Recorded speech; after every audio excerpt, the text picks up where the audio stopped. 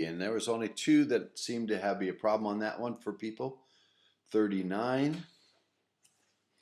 And it says, this one, you can't really quite do it, but I'm going to go through it anyway.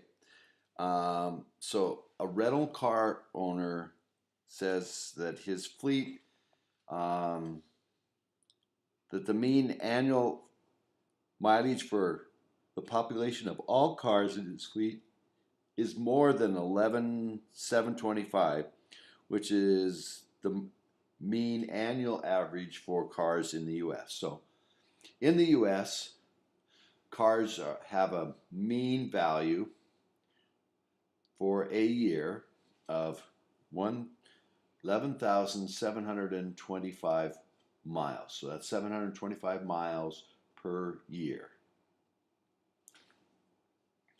So that's kind of the status quo. That would be the null.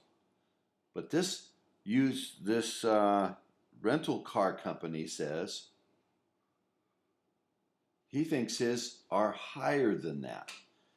And so to prove that, he's going to take a sample. So the null hypothesis would be his cars are at 11,725. But his claim, so the alternative, this is the null, the alternative hypothesis, I guess that's supposed to be the hypothesis, H, not N. The alternative hypothesis, it would be what he's trying to claim, that his cars are more than the 11,725. Okay, per year. So he then collects some data on 225 cars, and he got a mean of 12,000. Now it is higher, but is it significantly higher enough to reject the idea that his are just 11,725? So you have to figure out the margin of error. Now they don't give us the standard deviation, and for a mean you need the standard deviation. But we can sort of get at it. This is what they want. If you were doing percentage, the proportion stuff, then you would say 1 over the square root of 225 would be the margin of error.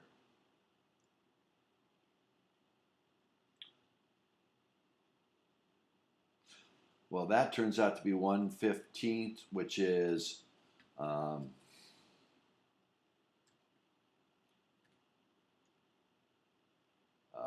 15 is 0.06666666. I'll round it off there.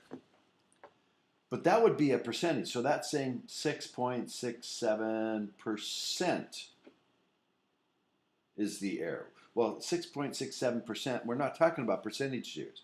So we might assume that it's the percent of the total miles, which is a big assumption, times that answer, and we get about 800 miles.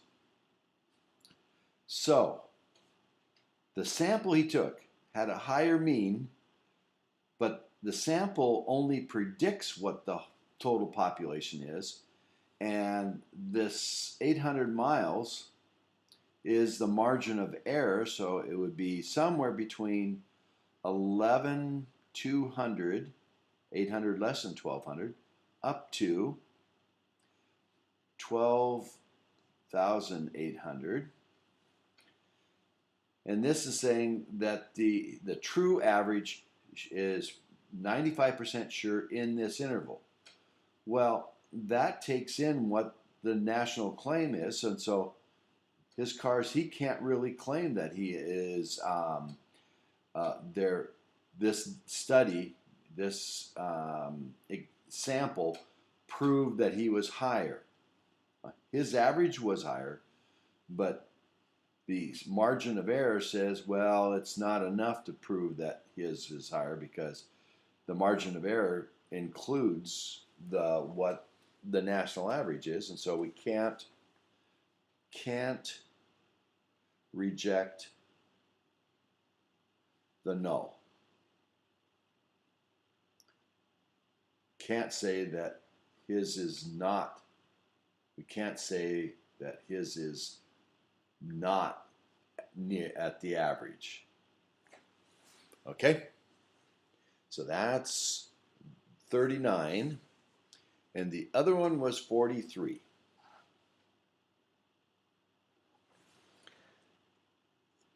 Now, let's see, 43, same kind of thing. A marketing company claims that the mean household of high TV is greater than the 50,000. So the null would be that the mean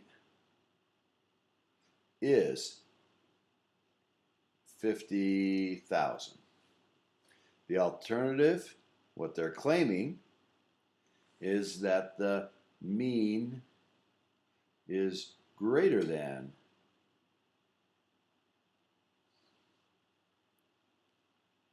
50,000.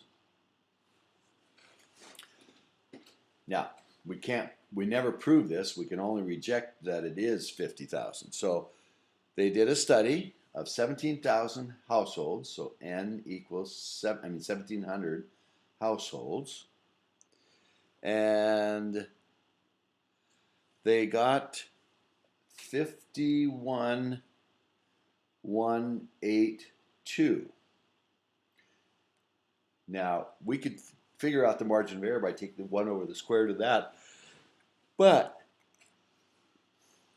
they said getting this high of number over this one would happen only at a level of 0.007, or in percent would be 0.7% chance of getting that high a number.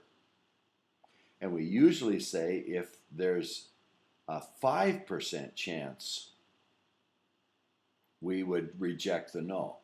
Well, this is even less, and so that makes it, if this is that rare, really hard to get this, then we would reject this at the 5% level, or even at the 1% level. In other words, getting this high, we're going to be over 95% sure that the mean is higher than this. And in fact, we're higher than the 1% level, 99% sure that the mean is higher than this. So we can reject this at the 0.01 level. 1% chance, it's less than 1% chance that you would have gotten this high a number with that size of sample. And so we can reject that it's 50,000, and it's probably more higher than that. Probably, but we don't know for sure.